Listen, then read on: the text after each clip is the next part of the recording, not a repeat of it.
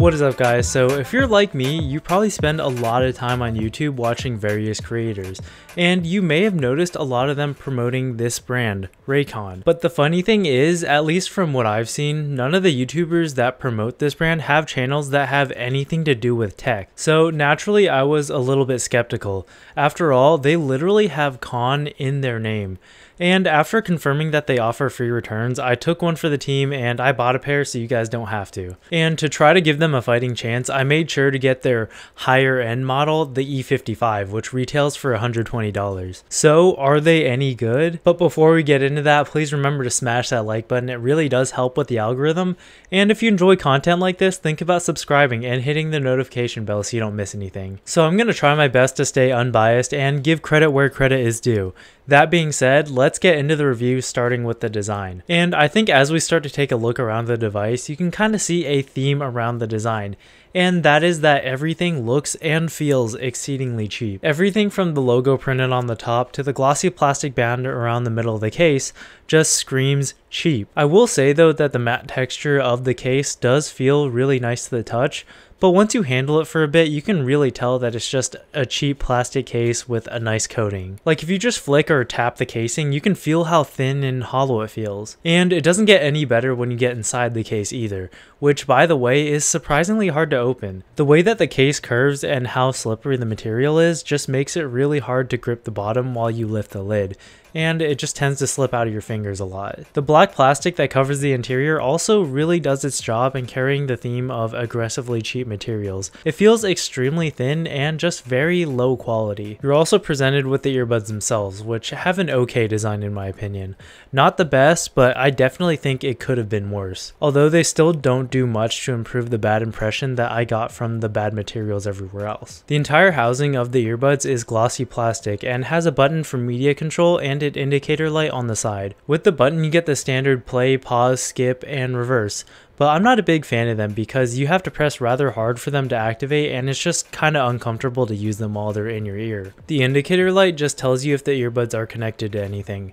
And when it's on, you can see the light leaking out through the panel gaps around the button, and it just makes them seem cheaper than ever. I think that the only thing I can really commend them on with the design is that they managed to keep everything pretty small and compact. So portability is one of the most important things that I look for in a pair of in-ear headphones, and I say that these definitely get a pass from me in that department. Here it is next to the AirPods Pro case just for comparison. You can see that from the front it's actually a tad smaller than the AirPods, but it is a bit thicker. The real test though is, can you comfortably fit these in the average pocket? And I want to emphasize the word comfortably because you can technically fit most earbud cases in a pocket if you want, but if it's really uncomfortable or creates a huge bulge, you're not going to want to carry these around, and that, in my opinion, takes away a huge level of functionality with in-ear headphones. Luckily though, I'd say that the Raycons get a pass on the pocket test. I do kind of wish that the case was a little bit thinner, but it's not a huge deal. They also include a small loop in one of the corners, so if you want to hang it from a keychain or something like that, there you go. And while we're staying on the positives of these, let's talk about battery life and charging. So these have a rated 6 hours of charge in the earbuds themselves and an additional 5 charges in the case for a total of 36 hours. While they aren't the very best that I've seen, those are some pretty respectable numbers. I will disclaim though that those are just the numbers on their website, and I haven't actually fully tested this out for myself. The longest that I've had these in my ears is about 5 hours, and it worked pretty well for that. Also, to charge them, you get the option of either USB-C or wireless charging, which is just a huge win in my book. One little thing about charging though is that when you're charging them, the case will get really warm. So if you take the earbuds out to use them after they've been in the case charging for a while, they will also be very warm, and it's gonna feel pretty weird. Now they won't get so hot that it's painful, but it's still a very unpleasant feeling. unless you're into that, and then in that case, it might be a selling point. I also will note that this only happens when you charge the case, so if you put the earbuds back into the case to charge without having the case plugged in, it won't happen. So once you actually put these into your ears and they're a reasonable temperature, they're actually surprisingly comfortable, and at least for my ear shape, the way that the plastic is molded fits perfectly into my ear. In fact, I'm able to keep these in my ears without discomfort longer than just about any other in-ear headphone I've tried. They also stay in the ears pretty well, partially I think because of the really cheap feeling lightweight materials, but also the way that they're shaped, which actually makes them a surprisingly good choice to work out in. I went on a run in these the other day for about 30 minutes and I didn't have to fiddle with them a single time. They're also IPX4 water and dust resistant, which is great because I sweat a ton on my workouts, and I have had earbuds die on me in the past because of that. Connectivity was also surprisingly very good. During my usage, I haven't had a single issue with dropped or glitchy connections.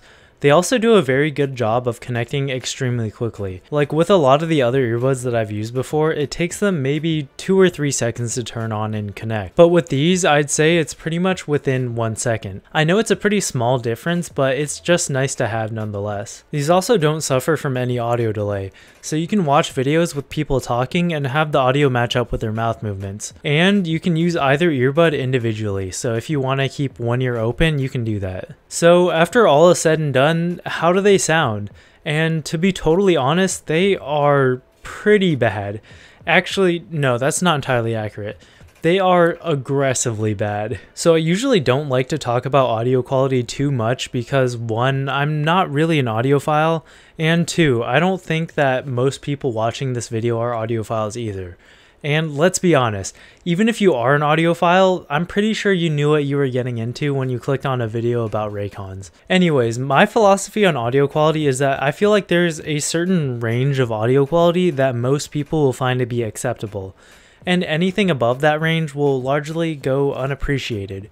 However, anything below that range is extremely noticeable. And with the Raycons, I'm sad to say that, in my opinion, these fall well below that acceptable range. The bass on these is actually not too bad considering the price, but everything else about the sound is honestly horrible. I think if I had to describe the sound on these, it'd be kind of like if you took a decent sounding pair of earbuds and then held them like a centimeter or 2 away from your ears, with some decent bass in the background. So even though for most people, I think sound quality isn't really a huge factor in the choice of which earbuds you're gonna get, which was proved by the OG AirPods, I think, I cannot in good conscience recommend anybody go out and buy these. While they did have some good areas like comfort and battery life, those were just really overshadowed by the intensely bad sound and cheap materials. And honestly, I could forgive all of that if these were cheap, but they aren't. The pair that I got was the e55s, their higher end model, which ran me $120. And at that price point, these are competing with some major players like the AirPods,